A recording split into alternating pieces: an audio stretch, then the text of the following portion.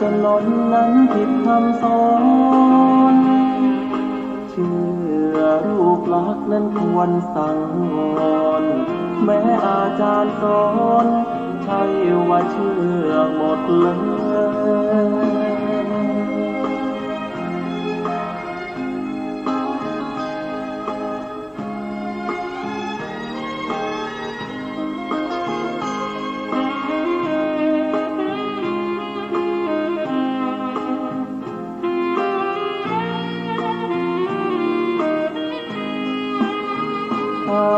มาสูตรบทธรรมพระพุทธศาสตร์พระองค์วางว่าหมดจดไม่ให้ไขว้เขวแนวคิดตามเหตุผลปนเปอาจมีโยเยเชื่อไปอาจไม่แน่นอนว่าตรงทฤษฎีของตนเชื่อจนล้นนั้นผิดคำสอนเชื่อรูปลักษณ์นั้นควรสังวรแม้อาจารย์สอนใช่ว่าเชื่อหมดเลย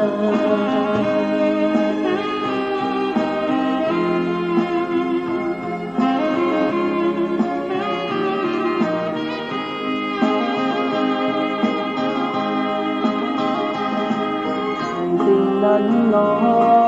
อาจจะไม่ถูกจริงอย่าเพิ่งเชื่อตามที่เล่าลืออย่าเชื่อคือตามบทอ้างอิงหากเชื่อโดยนึกเดาผิดจริงไม่ควรเอ็นอิงกับสิ่งเพียงคาดคะเนกาลมาสูตรบทธรรมพระพุทธศาสตร์พระองค์วางวาดหมดจดไม่ให้ไขว้เขวแนวคิดตามเหตุผลปนเป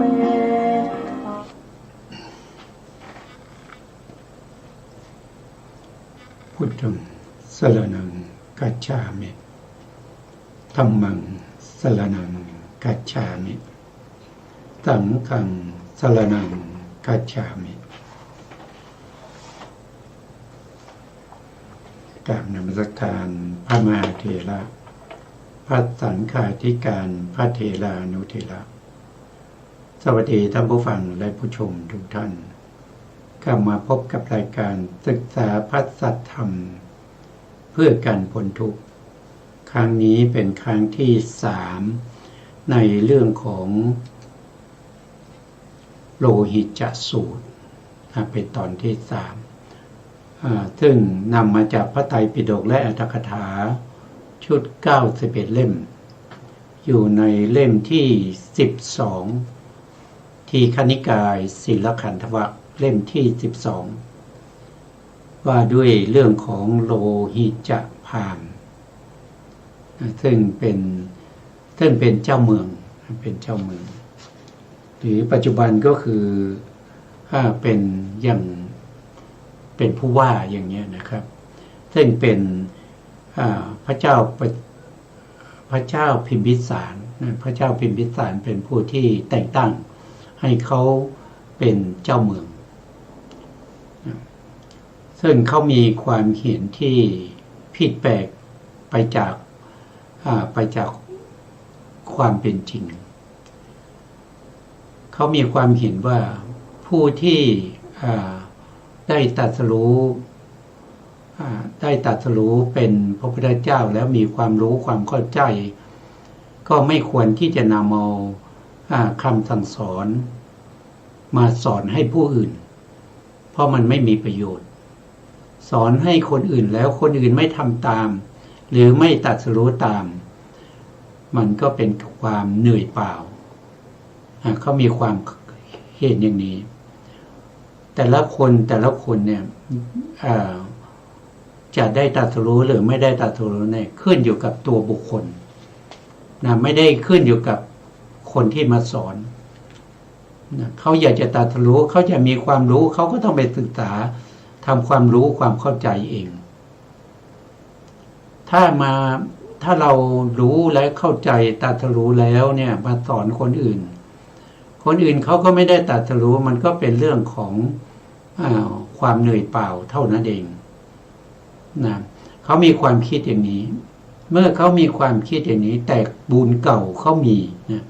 เขาเคยสะสมบุญบารมีมาในอดีตชาติเขาก็มาปรากฏในข่ายพยานของพระพุทธเจ้าพระพุทธเจ้าก็เสด็จไปนะเพื่อจะไปโปรดเขาเมื่อเสด็จไปแล้วเนี่ยเขาก็ทูลนิมนต์พระพุทธเจ้านะครับให้ไปรับบิณฑบาต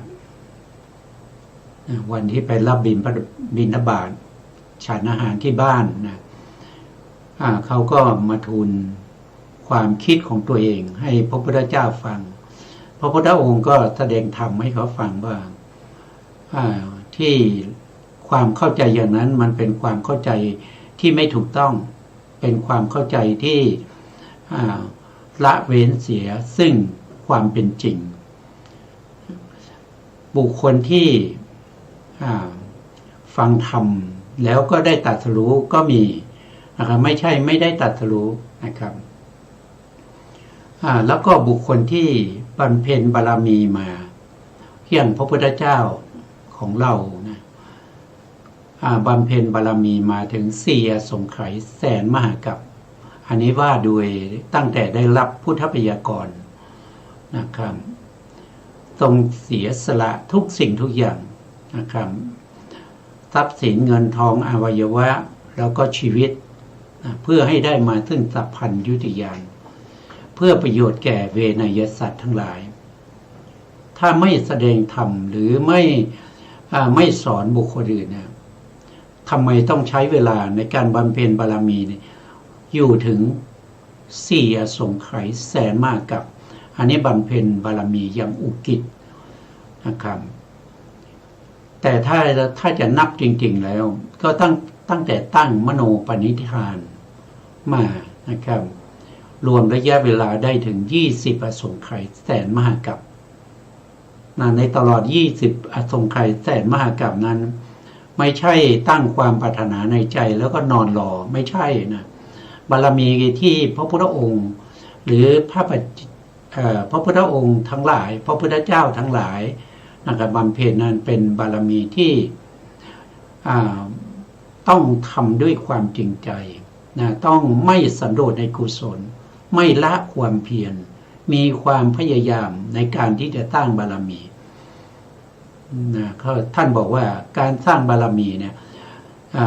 ประกอบด้วยองค์4นะครับ1ก็คือบารมีนั้นทำได้แสนยากลำบาก2ก็คือบารมีนั้นจะต้องทำติดต่อกันนะครับไม่หยุดไม่หย่อนไม่ใช่สักแต่ทำอยากทำก็ทำไม่อยากทำก็ไม่ทำมันไม่ใช่อย่างนั้น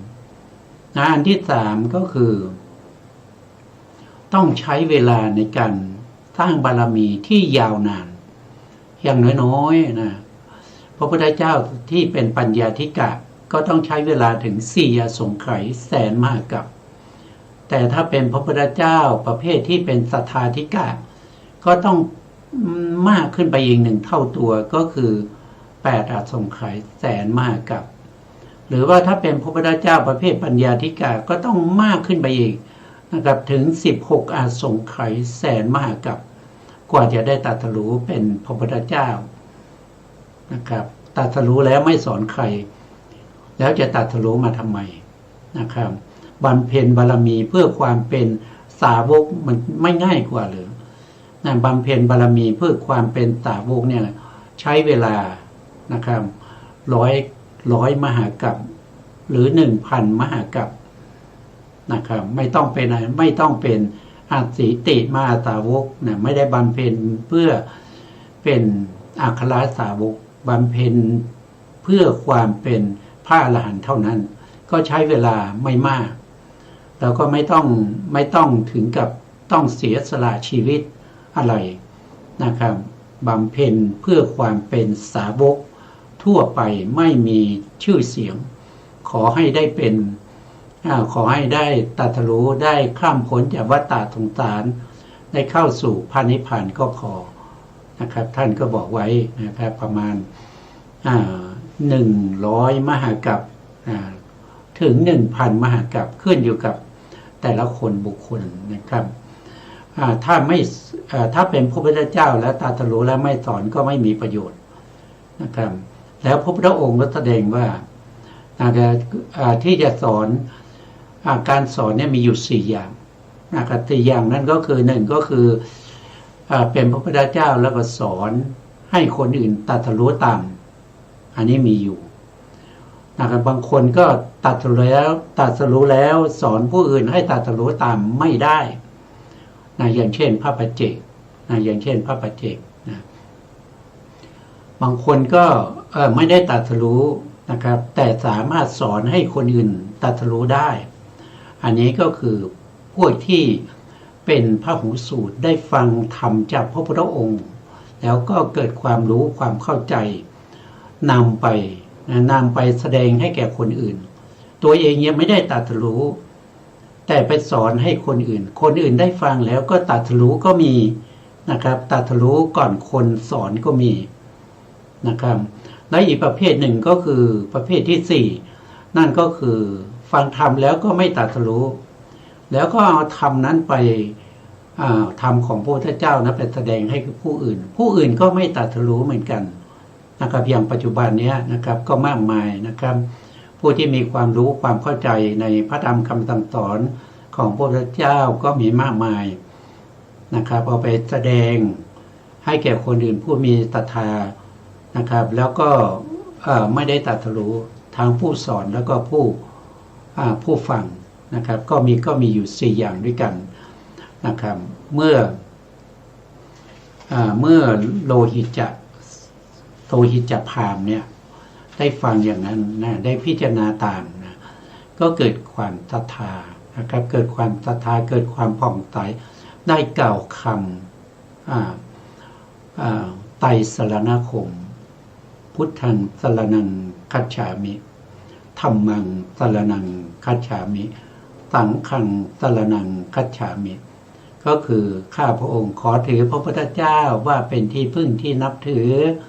เป็นที่บูชากราบไหว้เป็นที่เคารพศรัทธานอบน้อมเป็นที่มอบกาย ถวายชีวิตนะเป็นที่ไปในเบื้องหน้าตลอดไปขอให้พระองค์จำข้าพเจ้าไว้นะครับแล้วก็ข้าพเจ้าก็ถึงพระธรรมนะยึดถือพระธรรมเป็นสรณะยึดถือพระสงฆ์อริยสงฆ์เช่นพระสารีบุตรพระโมคคัลลานะพระมหากัสสปะพระอานนท์พระอุบาลีพระอนุรุทธะนะครับหรือว่าในสมัยโพธิการก็มีพระอัญญโกฏัญญาพระวัปปะนะครับพระปัญจวิคีทั้งหลายเป็นที่พึ่งนั่นก็คือยึดถือ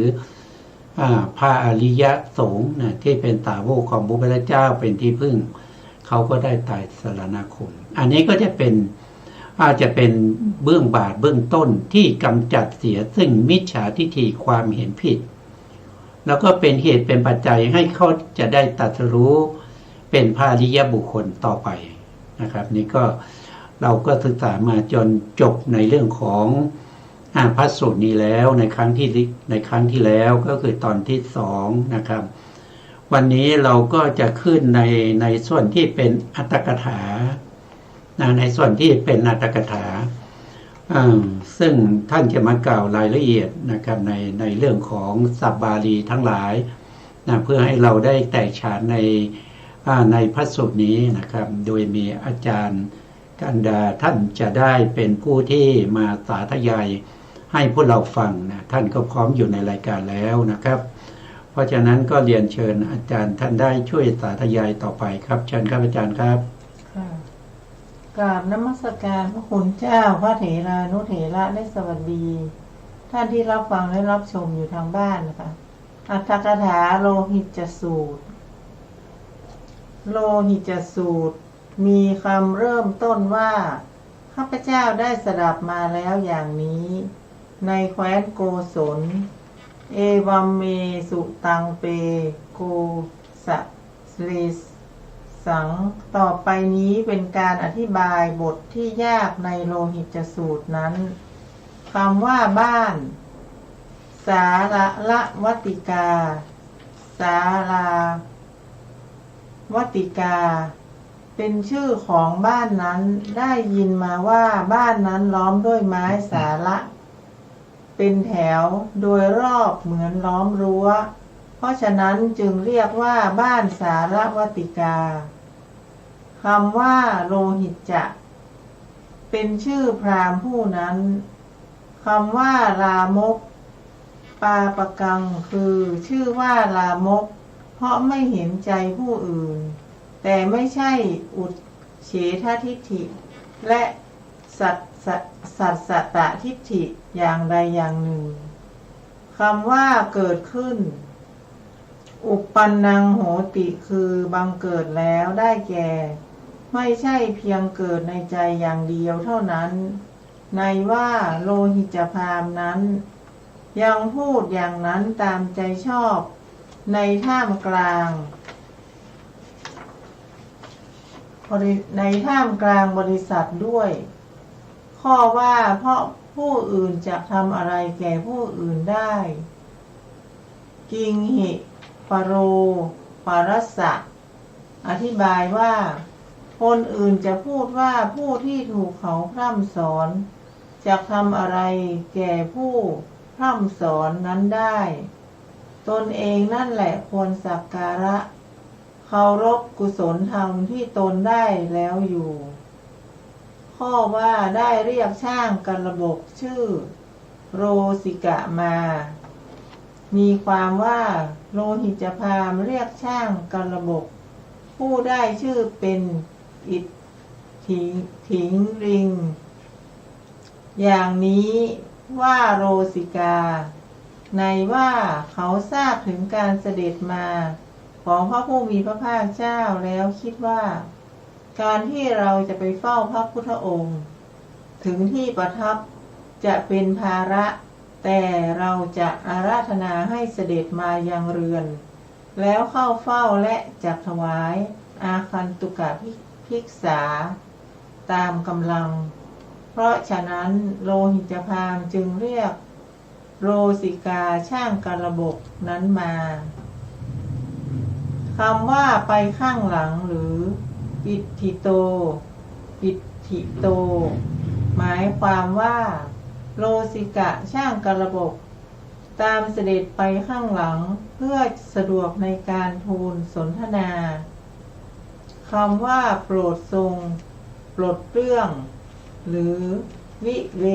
เจตุคือโลสิกะกราบทูลพระผู้มีพระภาคเจ้าว่าขอพระผู้มีพระภาคเจ้าทรงปลดเปลื้องคือ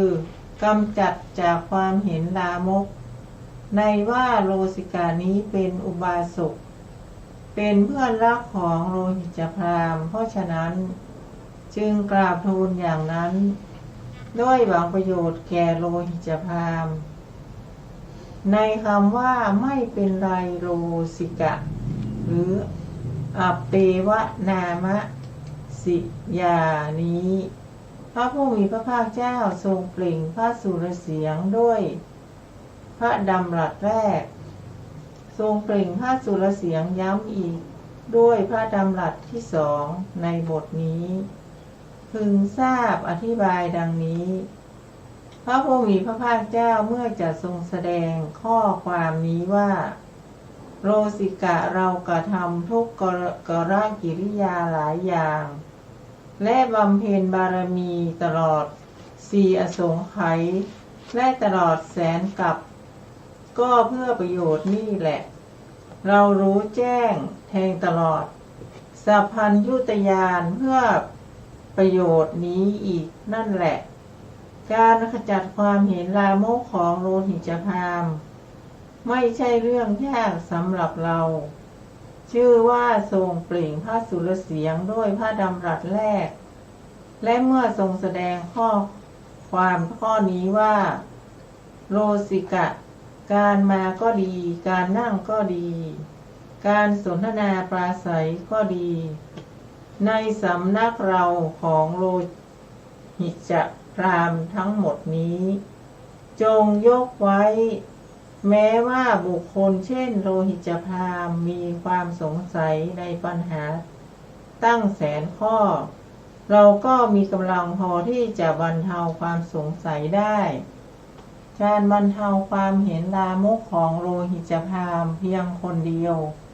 ฉะนั้นจะเป็นเรื่องยากสำหรับเราเล่าจึงทรงเปล่งพระสุรเสียงย้ำด้วยพระดำรัสที่สองค่ะครับ ครับผมคำนี้ก็เป็นการขยายความเพิ่มเติมนะจากพระไตรปิฎกที่พระพุทธองค์ได้แสดงไปแล้วเราก็ได้ศึกษากันผ่านมาแล้วนะอันนี้ก็เป็นท่านขยายความว่านะครับว่าตอนที่โลหิตพราหมณ์เนี่ยโลหิตพราหมณ์เนี่ยมีความเห็นอันดาลามกนะครับนั่นก็คือเห็นว่าการที่จะสอนให้ผู้อื่นตรัสรู้นั้นมันเป็นไปไม่ได้เป็นไปไม่ได้สอนไม่ได้หรอกต้องเป็นตัวใครตัวมันอย่างนี้นะครับท่านก็มีคือการที่พระพุทธเจ้าไปที่เมืองที่ท่านดูแลอยู่เนี่ยท่านก็มีคือมันพูดง่ายๆก็คือบุญบารมีเก่าที่เคยสะสมไว้เนี่ยมันจึงกระตุ้นเตือนให้ท่านเนี่ยอยากจะพบพระพุทธเจ้าอยาก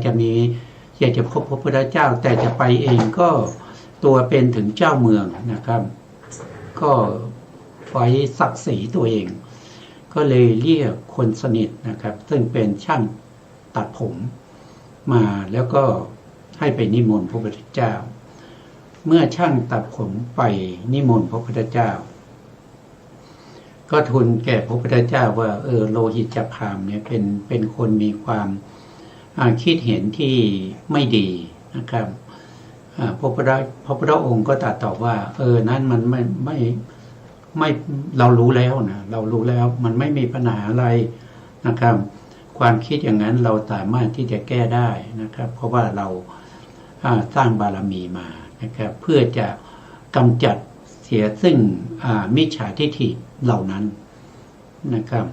ของโลหิตพราหมณ์คนเดียวเนี่ยมันง่ายมันไม่ยากหรอกนะไม่เป็นไรนะครับพระพุทธองค์ก็ตัดตอบมาอย่างนี้นะครับส่วนรายละเอียดจะเป็นยังไงต่อไปเราก็จะฟังอาจารย์ท่านสาธยายต่อครับเชิญครับอาจารย์ครับการทักท้วงความเห็นผิดของโลหิตพราหมณ์คำว่าผลประโยชน์ที่เกิดขึ้นหรือสมุทัยสัญชาติได้แก่ความเกิดขึ้นแห่งปัจจัยคือการเกิดขึ้นแห่งโภคทรัพย์อธิบายว่าทรัพย์และข้าวเปลือกอันเกิดขึ้นจากผลประโยชน์นั้นข้อว่าชนที่อาศัยท่านเลี้ยงชีพอยู่หรือเยตังอุปชีวันติคือชนทั้งหลายมีญาติมีบริวารทาสและกรรมกรเป็นต้นอาศัยเขาเลี้ยงชีพคำว่าทำอันตรายหรืออันตรายกโลคือผู้ทำอันตรายแก่ลาภคำว่าประโยชน์ในคำว่าหวังประโยชน์หรือหิตานุกัมปีได้แก่ความเจริญบุคคลย่อมเอ็นดูชื่อว่าผู้อนุเคราะห์ท่านกล่าวอธิบายว่าปรารถนาความเจริญหรือไม่ปรารถนาคำว่านรกหรือกำเนิดเดรัจฉานหรือนิรยังวาปิรัจฉานะโยนิงว่าโยนิงวามีอธิบายว่าหากว่าความเห็นผิดนั้นสมบูรณ์คือเป็นความแน่นอนย่อมเกิดในนรกโดยส่วนเดียวหากยังไม่แน่นอนย่อมให้เกิด ในกำเนิดเดรัจฉานบัดนี้พระผู้มีพระภาคเจ้ามีพระประสงค์จะให้พราหมณ์เกิดความสลดใจยิ่งขึ้นเหมือนอย่างสัตว์ทั้งหลายสลดใจด้วยอันตรายแก่ลาภของตนมิใช่สลดใจด้วยอันตรายแก่ลาภของคนอื่นฉะนั้นจึงตัดเรื่องเกิดขึ้นครั้งที่สองว่าท่านจะเข้าใจความข้อนั้นเป็นไฉนตังกิงมัญญสิค่ะครับผมครับก็ปกติของคนที่มีความเห็นผิดตรงนี้พระพุทธองค์ก็ได้ตัดโดยตัดตามความเป็นจริงนะครับท่านก็บอกว่าผู้ที่มีความเห็น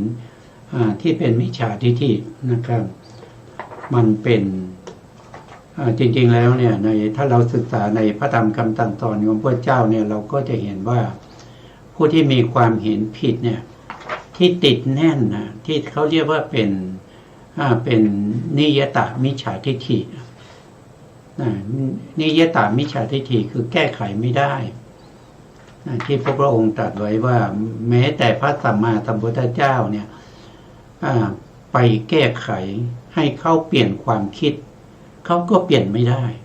เพราะเขายึดถือมานานติดเป็นอะไรติดอยู่ในส่วนลึกของจิตใจแก้ไขไม่ได้คนประเภทนี้เนี่ยเมื่อตายไปแล้วมีที่หวังแน่นอนนั่นก็คือไปเป็นสัตว์นรกต้องไปเกิดเป็นสัตว์นรกแน่นอนในภพที่สองไม่มีกรรมอื่นที่จะมาห้ามได้เลยไม่มีกรรมอื่นมาห้ามได้เลยแต่ถ้ายังเป็นความเห็นที่แก้ไขได้เมื่อได้ฟังธรรมหรือได้พบกับสัตบุรุษได้สนทนากันก็สามารถที่จะเปลี่ยนความคิดจากมิจฉาทิฏฐิให้มาเป็นสัมมาทิฏฐิได้บุคคลนี้ก็ไม่ต้องไปตกนรกนะครับ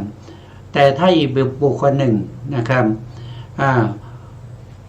เมื่อได้ฟังธรรมแล้วได้สนทนาธรรมแล้วก็สามารถที่จะแก้ไขในเรื่องของนิยตมิจฉาทิฏฐิได้แต่ก็ยังมีมิจฉาทิฏฐิอย่างอื่นอยู่คือมันเบาบางแล้วนะครับมันไม่ติดแน่นเหมือนเก่าถ้ายังมีอยู่อย่างนี้เนี่ยคนนี้มุ่งหวังเพื่อไปเป็นเดรัจฉานเพื่อไปเกิดเป็นเดรัจฉานคือนิยตมิจฉาทิฏฐิที่หนักแน่นเนี่ยไปนรกถ้าเบาบางก็ไปเป็นเดรัจฉานถ้าแก้ไขได้นะครับแก้ไขได้สามารถเข้าใจเปลี่ยนความคิดก็ไม่ต้องไปตกนรกนะครับได้ฟังธรรมจากพระพุทธเจ้าบางคนก็ปิดประตูอบายเลยเพราะว่าได้ดวงตาเห็นธรรมหรือบางคนได้แค่ความศรัทธานะครับได้แค่ความศรัทธาเนี่ยความศรัทธาเนี่ยยังสามารถทำให้เขาไปเกิดเป็นเทวดาได้นะครับอย่างเช่นมีกบตัวหนึ่งนะครับมาฟังธรรมพระพุทธองค์เกิดศรัทธานะครับอยู่ท้ายบริษัทได้ยินว่าอันนี้เป็นเสียงของพระพุทธเจ้าเข้าใจเท่านั้นแต่ไม่เข้าใจว่าพระพุทธองค์แสดงอะไรแต่ส่งจิตไปในเสียงนั้นศรัทธาเกิดในเสียงนั้นแล้วก็ถูกเขาใช้ใช้ปะตักเนี่ยนะครับของเด็กเลี้ยงโคเนี่ยเด็กเลี้ยงโคก็ไม่ได้ตั้งใจนะก็ไปต้อนโคเสร็จแล้วก็เข้ามาที่พระวิหารก็มาเห็นพระพุทธเจ้ากำลังแสดงธรรมอยู่ก็คิดในใจว่าเราจะฟังธรรมเมื่อคิดอย่างนั้นแล้วก็ว่าเราถือไม้ต้อนโคเนี่ยเข้าไปในที่ฟังธรรมมันไม่ควรก็เลยเอาไม้ปักตักนั้นปักลงไปที่ดินโดยไม่ได้ตั้งใจแล้วก็ไปถูกใส่กบนั้นนะกบนั้นก็ตายแต่กบนั้นจิตผ่องใสเพราะส่งจิตไปในธรรมของพระพุทธเจ้าแต่ไม่รู้เรื่องเกิดศรัทธาในธรรมรู้ว่าเสียงนี้เป็นเสียงของพระสัมมาสัมพุทธเจ้าแค่นั้นเองก็ไปเกิดเป็นเทวดา นะครับด้วยอาศัยความศรัทธาที่เกิดขึ้นในเสียงนั้นศรัทธาที่มีต่อพระพุทธองค์เกิดจิตผ่องใสตายแล้วก็ไปเกิดเป็นเทพบุตรนะอันนี้แค่ฟังธรรมไม่รู้นะครับแต่จิตผ่องใสมีศรัทธาก็พ้นจากเดรัจฉานนะครับนับภาษาอะไรกับบุคคลที่ฟังธรรมแล้วก็เข้าใจในธรรมแล้วก็ส่งจิตตามไปในพระธรรมของพระพุทธเจ้านะครับตามไปแล้วก็พิจารณาไปมีสตินะมีปัญญาในการพิจารณาแล้วก็มีความตั้งมั่นนะตั้งมั่นอะไรก็คือตั้งมั่นในธรรมนะครับมีสติไปตามธรรมที่พระพุทธองค์แสดงก็เป็นสมาธินะครับมีสติมีสมาธิแล้วก็รู้เรื่องก็เป็นปัญญาแล้วบุญเก่าที่มีอยู่นะครับก็อุดหนุนเขาคือจึงได้ตรัสรู้ธรรมบางคนก็ว่าในการฟังธรรมเนี่ยตรัสรู้นั่นก็คือเขาไม่ได้ปฏิบัติธรรมเนี่ยเขาไม่ได้เจริญวิปัสสนาเขาไม่ได้เจริญสมถะวิปัสสนานั่นแสดงว่าคนที่ไม่เจริญวิปัสสนาไม่ได้เจริญสมถะวิปัสสนาก็สามารถตรัสรู้ธรรมได้ใช่ไหมก็ตอบว่ามันไม่ใช่นะมันไม่ใช่นะครับมันไม่ใช่อย่างนั้นนะครับคนที่ฟังธรรมเนี่ยในสมัยพุทธกาลเนี่ยเป็นบุคคลที่เขาสะสมบารมีมามากแล้วเวลาเขาฟังธรรมเนี่ยเขาฟังไปด้วยเนี่ยเขาสามารถแยกธรรมนะได้นะครับอย่างเช่นพระพุทธองค์แสดงเรื่องของขันธ์ห้าเนี่ยถ้าพระพุทธองค์พูดถึงรูปขันธ์เนี่ยพูดถึงผมขนเล็บฟันหนังเนี่ยเขาก็รู้เขาก็เข้าใจว่าลักษณะของผมเล็บอะไรพวกนี้มันเป็นยังไงแล้วก็ยังรู้ต่อไปว่าโอ้สิ่งเหล่านี้มันไม่เที่ยงนะมันไม่เที่ยง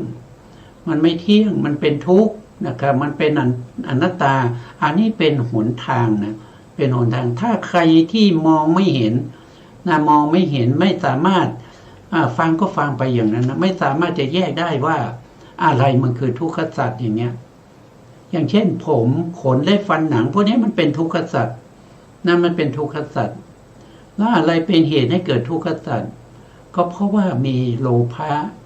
มีความอยากความต้องการมีอะไรเขาเรียกว่าเป็นเขาเรียกว่าอาสาทะนะอาสาทะคือความยินดีเข้าไปติดใจในผมเช่นพูดถึงผมก็นึกถึงผมที่สวยๆของเรานะครับนั่นมันมีอาสาทะอย่างนี้เนี่ยมันมีไหมมันมีจริงนะผมมีจริงไหมมีจริงนะครับอาสาทะมีไหมอาสาทะคือความน่ารักน่ายินดีของผมมีจริงไหมมีจริงแล้วก็ตัวที่เข้าไปติดเข้าไปยินดีมีจริงไหมมีจริงนะแต่ถ้าเราติดอยู่ตรงนี้เนี่ยมันไม่บรรลุธรรมเมื่อเราเห็นอัตตาแล้วเราต้องเห็นถึงอาทีนวะด้วยนะมีอาทีนวะนั่นก็คือเห็นว่ามันมีโทษอะไรคือความมีโทษผมที่สวยๆผมที่สะอาดนุ่มนวลมันจะเป็นอย่างนั้นตลอดไปไหมมันไม่เป็นใช่ไหมครับมันก็มีมันก็เดี๋ยวมันก็เหม็นนะครับเดี๋ยวมันก็มีเหงื่อเดี๋ยวมันก็นี่คืออาสาทะโทษทีอันนี้คืออาทีนวะพอเห็นอาทีนวะนั่นก็คือเห็นเป็นโทษสิ่งพวกนี้มันมีอาสาทะด้วยมันมีโทษด้วยนะมันมีโทษด้วยอาสาทะนะมันไม่ได้ยั่งยืนนะแล้วมันไม่ได้ยืนนานนะอาสาทะมันมีนิดเดียวนะระยะเวลานิดเดียวเนี่ยนะครับแต่อาทีนวะความทุกข์ที่มันมีนะมันมีตลอดอาสาทะมันไม่เที่ยงทนอยู่ในความเป็นน่ารักน่ายินดีไม่ได้มันต้องเป็นของที่น่าเกลียดนะของที่น่าเกลียดมันน่าเหม็นมันน่าขยะแขยงอย่างนี้มันเป็นของเที่ยงแท้มันก็เป็นอาทีนวะเมื่อเห็นอาสาทะอาทีนวะมันก็เกิดอะไรเกิดความอยากหนีอยากพ้นให้ออกไปจากสิ่งเหล่านี้นะครับอันนี้มันเป็นหนทางนะครับ คนที่มีบุญบารมีเก่า แล้วเป็นคนที่ส่งใจตามคำสั่งสอนของพระพุทธเจ้าพิจารณาไปตามนั้นอันนี้เราเรียกว่าเป็นถ้าจิตตั้งมั่นไปในธรรมนั้น เราเรียกว่าเป็นสมาธินะแล้วก็พิจารณาเห็นสิ่งเหล่านี้โดยความเป็นอัตตาธาอาทีนวะเนี่ยพวกนี้มันเป็นปัญญานะเป็นปัญญาก็เป็นวิปัสสนานะครับเพราะฉะนั้นในขณะฟังธรรมเนี่ยเขามีทั้งที่เป็นสมถะแล้วก็วิปัสสนาไปด้วยนะครับเมื่อวิปัสสนาแก่รอบแก่รอบก็ย่อมที่จะ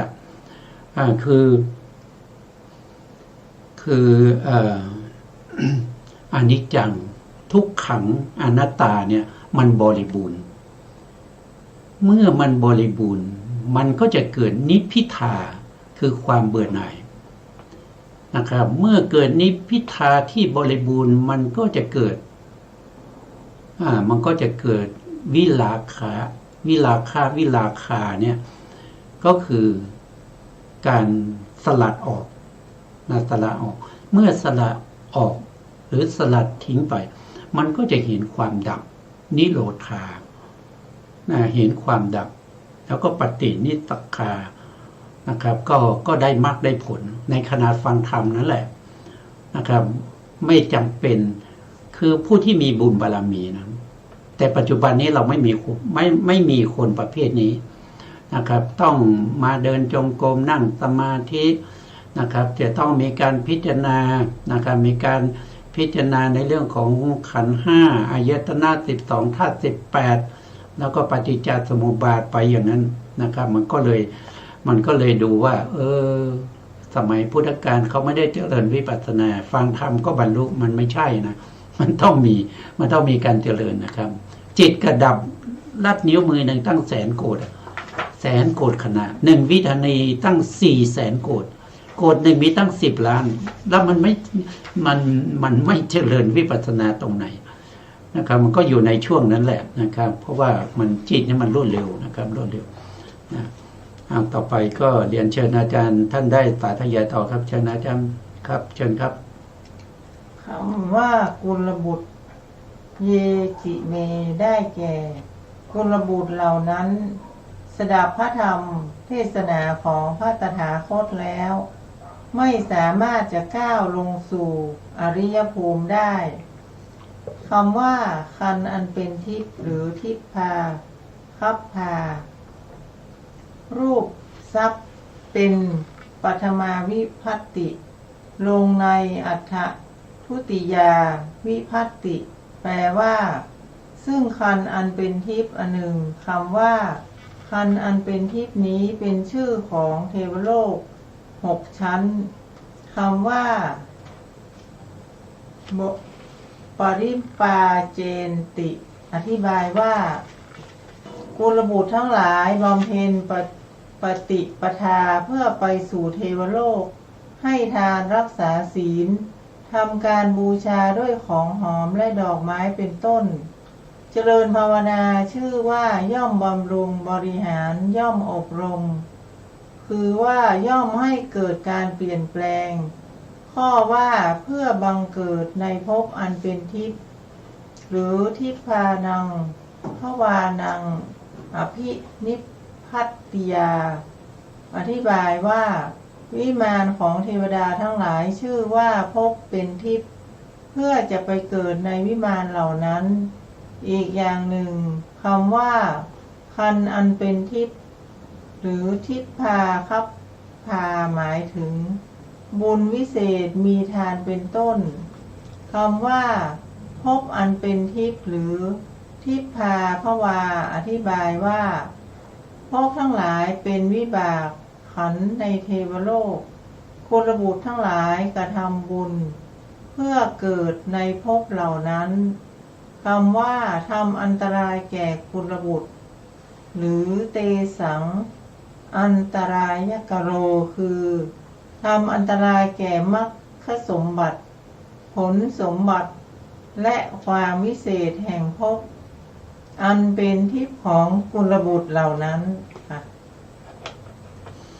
ครับผมครับ ผู้ที่ฟังธรรมแล้วก็ปฏิบัติตามย่อมได้รับผลนะผลที่เป็นสุคติภูมินะครับเช่นตรงนี้นะท่านก็พูดถึงบุคคลที่ฟังธรรมแล้วก็ได้อะไรได้วิมานนั้นก็เป็นอะไรเป็นอุตุชรูปนะแต่อุตุชรูปนั้นนะเกิดจากกรรมนะเกิดจากกรรมที่เขาได้ฟังธรรมนะได้ฟังธรรมได้มีศรัทธาในพระพุทธเจ้านะครับบางคนก็เข้าถึงสรณคมนะครับยึดถือพระพุทธพระธรรมพระสงฆ์เนี่ยเป็นที่พึ่งยึดถือพระพุทธพระธรรมพระสงฆ์เป็นเครื่องกำจัดเสียซึ่งทุกข์ทั้งหลายนะบางคนก็ได้เข้าถึงอริยผลได้เป็นโสดาบันอย่างเงี้ยได้เป็นสกทาคามีอนาคามีนะบางท่านก็ได้ถึงเป็นพระอรหันต์นะไม่ต้องเวียนว่ายตายเกิดอีกต่อไปนี่ก็เป็นสมบัตินะเป็นสมบัติในทางพระพุทธศาสนาซึ่งเป็นสมบัติที่สูงสุดนะนั่นก็คือได้แก่อริยมรรคอริยผลแล้วก็เห็นพระนิพพานนะมีพระนิพพานเป็นอารมณ์นะพวกนี้ก็เป็นบุคคลที่ไม่ต้องมาเวียนว่ายตายเกิดเหมือนกับพวกเรานะพวกเรายังต้องเวียนว่ายตายเกิดอยู่นะครับบารมีของเรายังน้อยอยู่นะครับหรือว่าอาจจะมีไม่มากหรือว่าบางคนอาจจะใกล้ๆแล้วนะครับหรือว่าบางคนกำลังเริ่มในการที่จะสะสมบารมีนะครับบารมีเหล่านี้เป็นบุญเป็นเสบียงนะครับในการเดินทางไปในวัฏสงสารนะครับไม่ใช่ว่าเราจะเกิดภพนี้ภพเดียวนะครับไม่ต้องเกิดอีกนะครับตายแล้วก็จบกันไม่ต้องไปสะสมบารมีอะไร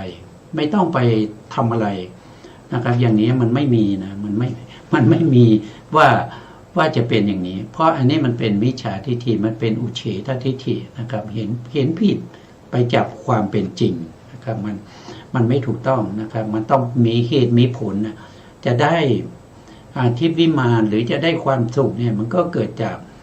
บุญนะครับท่านบอกว่านะครับบุญนั้นนะครับเป็นสิ่งที่ไม่มีโทษแล้วก็ให้ผลเป็นความสุขนะส่วนที่เป็นบาปนะเป็นบาปก็เป็นสิ่งที่มีโทษให้ผลเป็นความทุกข์นะครับเราก็เลือกเอาว่าเราจะเอาบุญหรือเอาบาป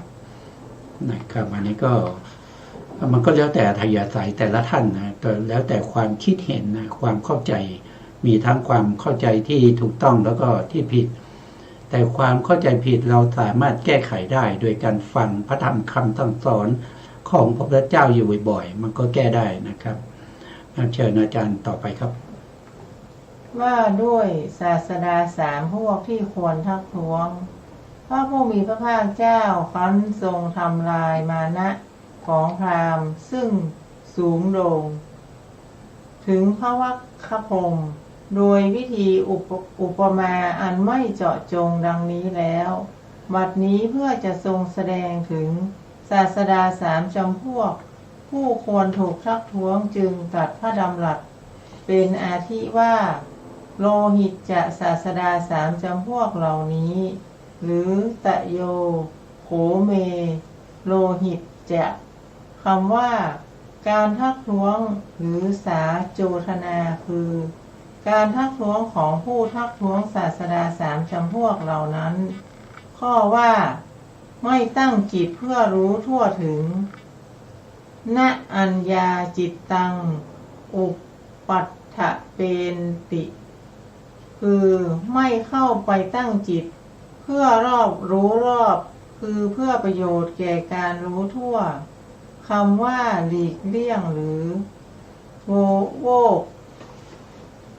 กรรมะอธิบายว่าไม่กระทำตามคำสั่งสอนของศาสดานั้นตลอดเวลาประพฤติหลีกเลี่ยงจากคำสอนนั้นข้อว่าลุกเข้าหาสตรีที่กำลังถอยหลังหนี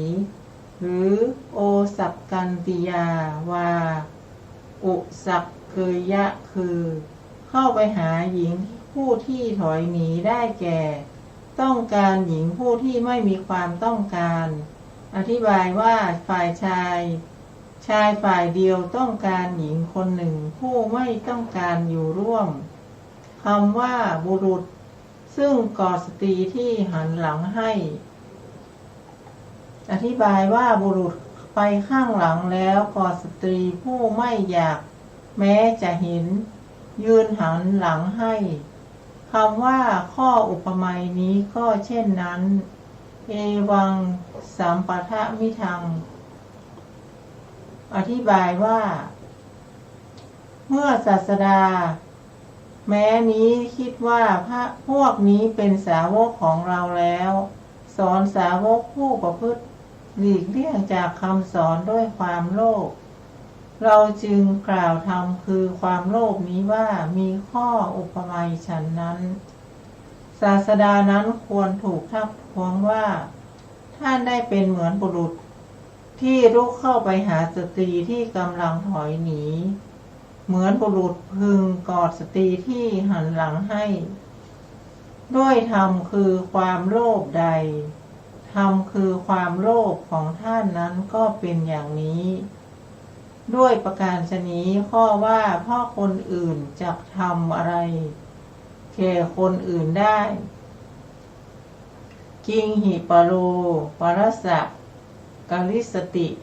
มาอธิบายว่าศาสดาควรถูกทักท้วงว่าท่านสอนคนอื่นด้วยธรรมใดท่านจงยังตนให้ถึงพร้อมในธรรมนั้นก่อน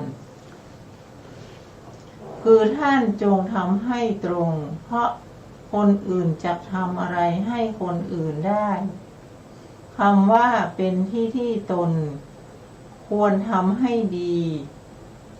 นิทายิตับพังอธิบายว่าควรถอนหญ้าที่ทำลายข้าวกล้าแล้วทำให้เรียบร้อยเนื้อความแห่งการทักท้วงครั้งที่3ว่าคนอื่นจะทำอะไรแก่คนอื่นได้หมายความว่าคนอื่นที่ถูกพร่ำสอนตั้งแต่เวลาที่ไม่รับคำสอนจะทำอะไรแก่คนอื่นคือผู้พร่ำสอนได้อธิบายว่าศาสดานั้นควรถูกทักท้วงอย่างนี้ว่าตนนั่นแหละควรถึงความเป็นผู้ขวนขวายน้อยแล้วจึงควรนับถือบูชาธรรมที่ตนรู้แจ้งแทงตลอดแล้วอยู่ไม่ใช่หรือค่ะครับอันนี้ก็พูดถึงเรื่องของศาสดาที่คือในสมัยพุทธกาลนี้ก็มีศาสดาตั้งตัวเป็นศาสดากันมากนะอย่างเช่นบูรณะกัสสปะนะอาชิตะกัมพลนะมัคคลิโคสารนะพวกนี้เขาก็ตั้งตนเป็นศาสดาแต่จริงๆแล้วเขาไม่ได้ตรัสรู้ธรรมอะไรนะครับเพราะฉะนั้นเนี่ยคนที่จะสอนผู้อื่นให้ตรัสรู้ธรรมเนี่ยก็ควรที่จะต้องตรัสรู้เองให้ตัวเองเนี่ยได้ตรัสรู้ก่อนนะถึงจะไปสอนผู้อื่นแม้กระทั่งพระปัจเจกนะตรัสรู้เองแต่ก็ยังสอนผู้อื่นไม่ได้นะครับเพราะฉะนั้นนับภาษาอะไรกับบุคคลที่ไม่ได้ตรัสรู้แล้วก็ไปสอนคนอื่นมันก็ไม่สามารถที่จะตรัสรู้ตามกันได้นะพูดง่ายๆก็คือพากันไปนรกนั่นเองพากันตกนรกนะครับมีถ้าในพระสูตรก็มีหลายพระสูตรนะเมื่อศาสดาของเขาไปเกิดเป็นเสือนะครับสาวกเขาไปเกิดเป็นเนื้อนะเมื่อไปเกิดแล้วไปพบกันศาสดาจะปล่อยสาวกที่เป็นเนื้อหรือเนื้อก็บอกว่าโอ้อดีตชาตินี้เราเคยบำรุงท่านนะครับเคยให้อาหารเคยอันนี้ขอท่านอย่ากินเราเลยอย่างเงี้ยศาสดาจะยอมไหมศาสดาที่เป็นเสือนะครับหรือว่าบางทีลูกศิษย์ลูกหาไปเกิดเป็นเสือศาสดาก็ไปเกิดเป็นเนื้อนะไปเจอกันนะในเดรัจฉานภูมิ ศาสดาก็บอกว่าโอ้ท่านในอดีตท่านเคยเป็นลูกศิษย์ของเราเคยบำรุงเรานะตอนนี้ท่านมาเกิดเป็นเสือขอให้อย่ากินเราเลยอย่างเนี้ยมันจะยอมหรือเปล่านะครับอันนี้ก็พูดถึงเรื่องของการไปเกิดเป็นเดรัจฉานนะถ้าไปเกิดเป็นสัตว์นรกเนี่ยไม่มีโอกาสได้พูดนะไม่มีโอกาสได้หายใจมีแต่ถูกทรมานอย่างเดียวนะครับนะก็ต้องดูนะครับต้องดูว่าอะไรเป็นสิ่งที่ถูกต้องนะครับเพราะว่าพระพุทธศาสนาเนี่ยเอาสิ่งที่ถูกต้องเท่านั้นที่มาสอนพวกเรานะครับให้เป็นไปตามความถูกต้องครับเชิญอาจารย์ครับสาธุว่าด้วยศาสดาที่ไม่ควรถูกทักท้วงคำว่าไม่ควรถูกทักท้วงหรือณโจทนาระโหอธิบายว่าเพราะศาสดานี้ตั้งตนไว้ในความเหมาะสมก่อนแล้วจึงแสดงธรรมแก่สาวกและสาวกของเขาเป็นผู้เชื่อฟังปฏิบัติตามคำพร่ำสอนย่อมบรรลุคุณวิเศษยิ่งใหญ่ด้วยข้อปฏิบัตินั้นฉะนั้นเขาจึงไม่ควรถูกทักท้วงคำว่าตกไปสู่เหวหรือนรกหรือนรกปะปาตังปะตันโตความว่าเพราะเราถือทิฏฐิลามกเราจึงตกไปสู่เหวคือนรกพ่อว่าได้ยกขึ้นให้ยืนอยู่บนบกอุทธริตบาทะเลปฏิจฉาปิโตความว่าโลหิตพามกล่าวว่าเราอันพระผู้มีพระภาคเจ้าทรงตัดทิฏฐิลามกนั้นแล้วทรงยกขึ้นจากเหวคืออบายด้วยพระหัตถ์คือพระธรรมเทศนาแล้ววางเราไว้บนบกคือทางสวรรค์คำที่เหลือในสูตรนี้มีเนื้อความง่ายทั้งนั้นแลอรรถกถาโลหิตสูตรในอรรถกถาทีฆนิกายชื่อสุมังคลวิราชนีจบด้วยประการฉนี้จบอรรถกถาโลหิตสูตรที่12ครับขอบคุณครับ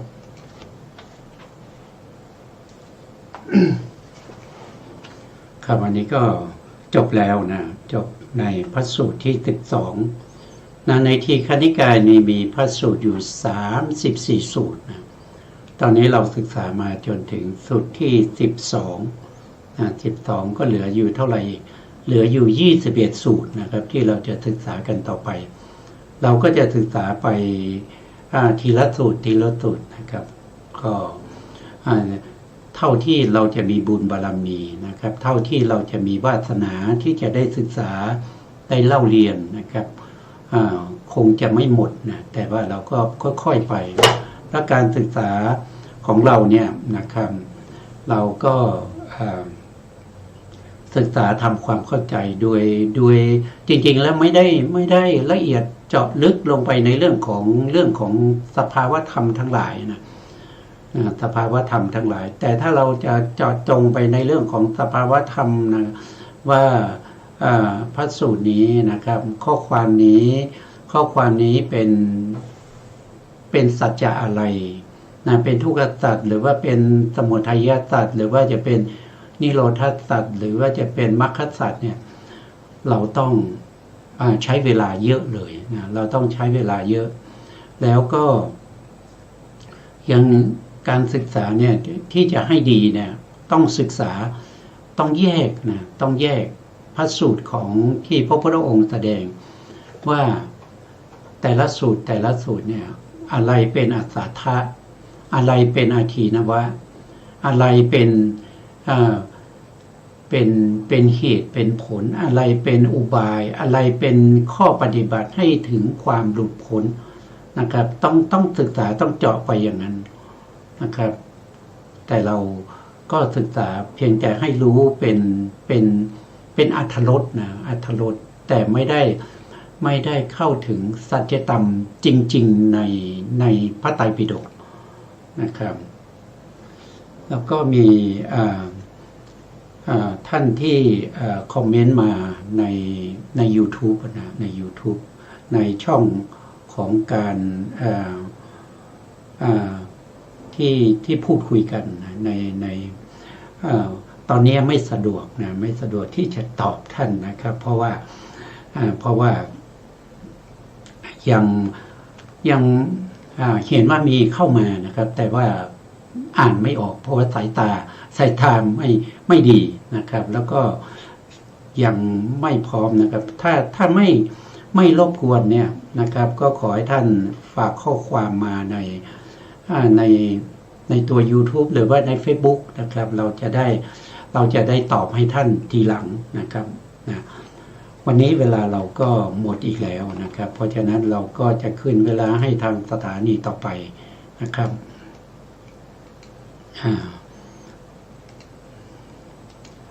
สุดท้ายนี้นะครับก็ขอกราบขอบพระคุณพระครูสมุทรวิสุวัฒน์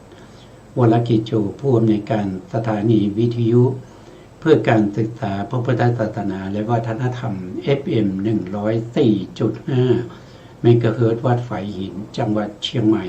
และขอกราบขอบพระคุณพระครูปริยัติยานุศาสตร์ขอบคุณท่านผู้ฟังและผู้ชมทุกท่านนะครับที่ให้เกียรติติดตามในรายการศึกษาพระธรรมเพื่อการพ้นทุกข์แล้วจะพบกันใหม่ในครั้งต่อไปครับวันนี้ลาไปก่อนครับสวัสดีครับสวัสดีค่ะมีโยเยเชื่อไปอาจไม่แน่นอน